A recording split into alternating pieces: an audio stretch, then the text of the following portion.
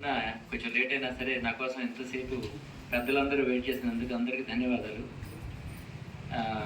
నాకు ఇక్కడ ఆశ్రమం ఉందని కూడా నాకు తెలియదు ఈ రోజు వరకు కూడా. కట్టమస్తాన్ గారు చెప్పేదాకా ఇక్కడ ఆశ్రమం ఉందని, ఇటువంటి కార్యక్రమం ఉందని. ఆయన రాజేష్ గారు బీటెక్ వరకు చదువుకొని అంత చిన్న వయసులో ఇటువంటి మంచి కార్యక్రమం చేస్తున్నారంటే చాలా చాలా సంతోషంగా ఉంది నాకు.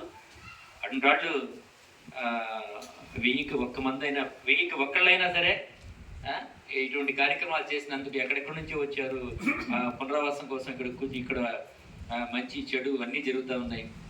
చాలా సంతోషంగా ఉంది వీళ్ళని చూసి. నా స్థాయిలో ఏదన్నా ఎక్కడన్నా అవకాశం ఉండి ఏదన్నా చేయాలనుకుంటే రాజేష్ గారిని నేను కన్సల్ట్ అయ్యి ఈ కార్యక్రమానికి నేను సహకరిస్తానని చెప్తున్నాను. తరువాత ఏంటంటే మన గాంధీ గారి జయంతి సందర్భంగా మనం చెప్పుకోవాలంటే గాంధీ గారు మనం మర్చిపోలేని వ్యక్తి. ఆయన జాతిపిత.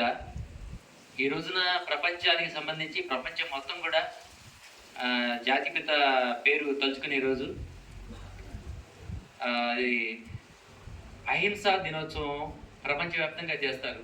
ఈ రోజున ఆయన జయంతి రోజున అహింసా దినోత్సవం ప్రపంచవ్యాప్తంగా ఈరోజు జరుపుకుంటారండి.